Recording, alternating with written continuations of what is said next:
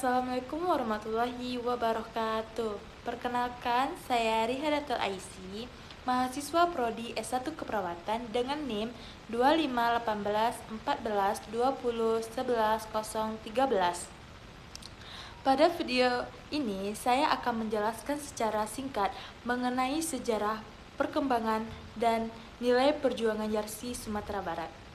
Semoga video ini dapat memberikan gambaran yang jelas mengenai peran penting Yarsi dalam perjalanan umat dan bangsa.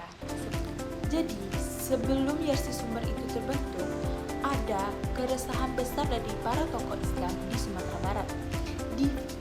Seperti yang dijelaskan Buya Masud Abidin, juga dijelaskan umat itu waktu itu butuh tempat pembinaan, bukan cuma soal ibadah, tapi juga akhlak, dakwah, dan pendidikan yang benar-benar menyentuh kehidupan masyarakat.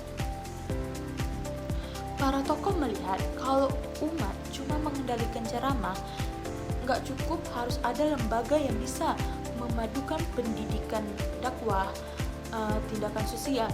Nah, dari kebutuhan itulah muncul gagasan membangun Yarsi di Sumbar. Yarsi ingin hadir bukan sebagai organisasi yang bicara saja, tapi organisasi yang bergerak lewat contohnya pembinaan moral, penguatan intelektual, dan pelayanan kepada umat. Makanya Yarsi Sumbar didirikan sebagai wadah perjuangan, tempat berkumpulnya ulama, akademis, mahasiswa, dan masyarakat yang punya visi sama. Sejak awal berdiri, Yarsi Sumbar cepat berkembang. Bagaimana karakter kuat Yarsi itu? Dakwah bilhal, yaitu dakwah lewat tindakan bukan omongan. Karena itu, program-program awal Yarsi lebih banyak ke aksi nyata. Contohnya, kegiatan sosial, pembinaan generasi muda, pendidikan dan kajian, sampai penguatan pelayanan kesehatan Islam. Yarsi juga punya peran penting menjembatani kampus, masyarakat, dan lembaga Islam supaya dakwah dan pendidikan berjalan bareng tidak terpisah.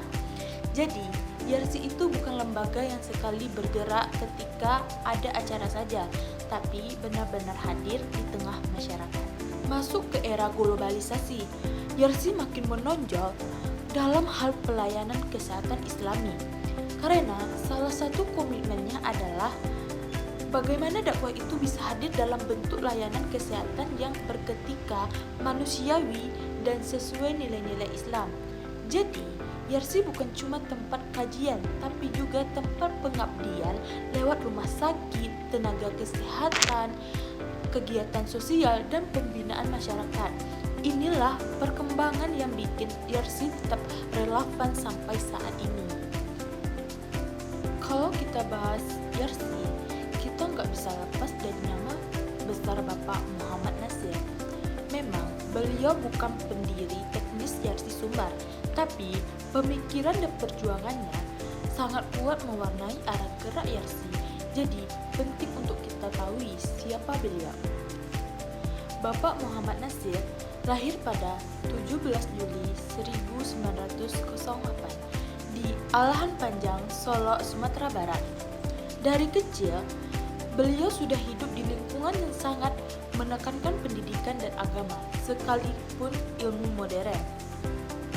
Makanya, pendidikan beliau itu campuran sekolah Belanda seperti HS, Mulu MS, tapi juga belajar agama di Sumatera Tawalid.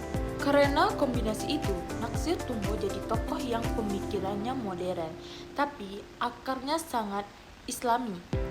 Beliau dikenal sebagai tokoh pergerakan Islam, pendidik, pemimpin politik, dan akhirnya menjadi Perdana Menteri Indonesia pada tahun 1950. Salah satu kontribusi terbesarnya adalah mosi integral yang berhasil menyatukan Indonesia kembali ke bentuk NKRI setelah masa RIS. Ini menunjukkan betapa kuatnya komitmen beliau pada persatuan bangsa. Dan niat perjuangan beliau itu ada beberapa hal yang biasanya jadi pegangan utama Nasir. 1. Berjuang karena Allah, bukan karena jabatan atau nama. 2.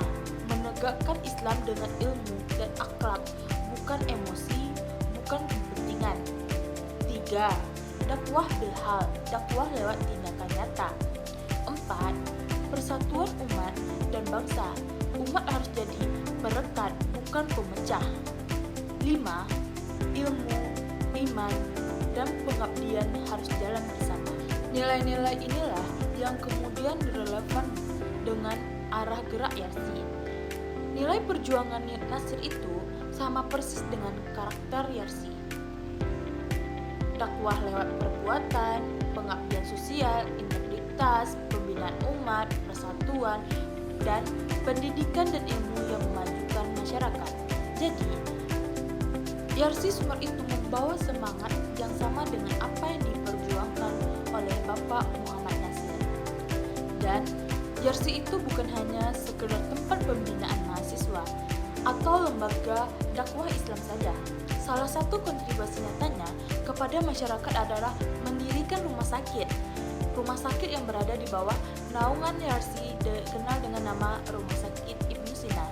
Rumah sakit ini berdiri sebagai wujud nyata dari dakwah bilhal, yaitu dakwah lewat pelayanan yang langsung dirasakan masyarakat, khususnya di bidang kesehatan. Saat ini, Rumah Sakit Ibnu Sina telah hadir di beberapa daerah di Sumatera Barat, seperti Rumah Sakit Ibnu Sina Bukit Tinggi didirikan pada 30 Oktober 1969. Rumah Sakit Ibnu Sina Padang Panjang didirikan pada 3 Juni 1971. Rumah Sakit Ibnu Sina Padang didirikan pada tanggal 30 Mei 1972. Rumah Sakit Ibnu Sina Payakumbuh didirikan pada 3 Oktober 1972. Rumah Sakit Ibnu Sina Simpang 4 didirikan pada 5 Juli 1975. Rumah Sakit Ibnu Sina Panti didirikan pada 10 Oktober 1978.